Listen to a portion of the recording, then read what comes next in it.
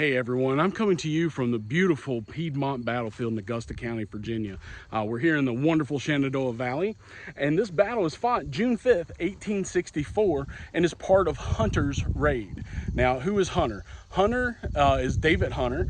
David Hunter is a general in the Union Army. He has taken over after the battle in New Market in May of 1864. He's taken over from Franz Sigel, and he is now in command of the Union Army here in the Shenandoah Valley. Opposing him will be General William E. Grumble Jones of the Confederate Army. He is in command of the Confederate Army of the Valley District.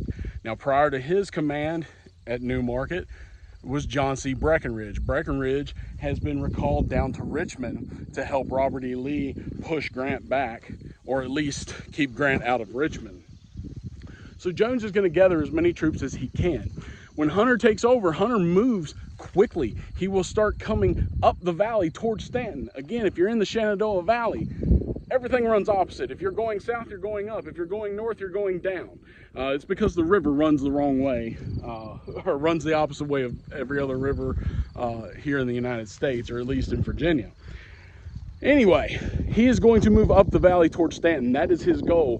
His goal is to get to Stanton, destroy the Confederate rail and supply centers there, and then move farther and hopefully come in on the rear of Robert E. Lee, if possible, at Richmond, and force him out of his trenches around Richmond and Petersburg. Opposing him, as I said, will be the Confederate Army of the Valley District. Now, this army is about 5,600 strong. It is going to be kind of a motley crew of soldiers. We're going to have some cavalry brigades, a few infantry brigades, and of note, we're going to have the Augusta County and Rockingham County Reserves. Now, that's of note to me because in the Augusta County Reserves was my great-great-great-great-grandfather who fought over here at Piedmont. He is not wounded. He's going to fire a few volleys and then fall back. You need to remember, these guys are not typical soldiers. They're mostly farmers that have not fought in the war. They're just here in case of an emergency, such as here at Piedmont. What's going to happen is as Hunter advances toward this location, Jones is going to decide to set up a defensive line here on the Piedmont battlefield. It's a good design. He's got wooded areas over here. It's kind of an enclave. This whole farm here is part of the battlefield. That is pristine. It looks exactly as it did in 1864, save for a few buildings.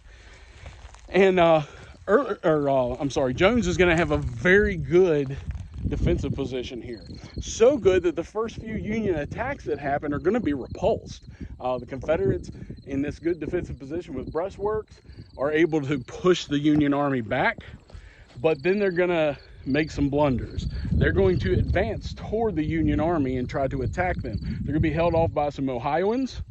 And then as they advance again, they're going to open up a hole on their left side. As they do so, Joseph Thoburn, who had been repulsed earlier, is now going to be ordered to attack by Hunter. And he's going to come in and he's going to attack the left flank and go right into that hole that was left by the Confederates. That's pretty much going to disintegrate the Confederate line as they will start to fall back. Jones will try to rally some troops, and as he does so, he will make a charge toward the Union Army.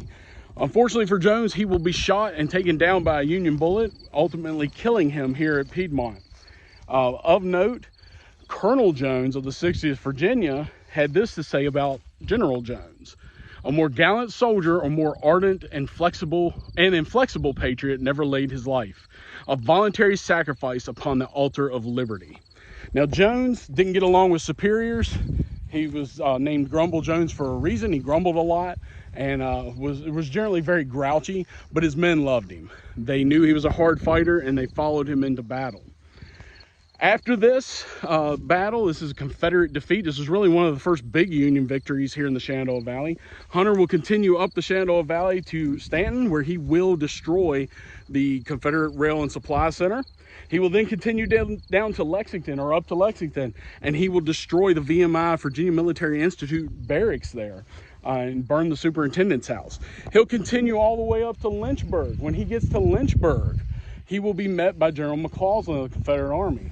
McCausland will hold him long enough for General Jubal Early and the 2nd Corps of the Army in Northern Virginia to arrive and push Hunter back.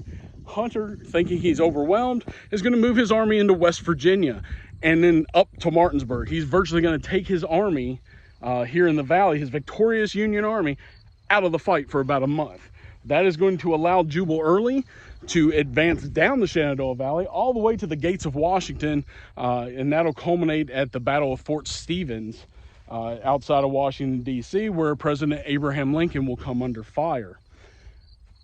This place is a very cool place to be. Again, I have a relative that fought here, so it's even more so for me. But the Piedmont battlefield, it's in pristine condition. It looks very much, like I say, except for a couple buildings, looks very much as it did in 1864. This has been saved. This is a preserved battlefield, and there will be some interpretation and things like that coming in the near future, as the Shenandoah Valley Battlefields National Historic District has saved it.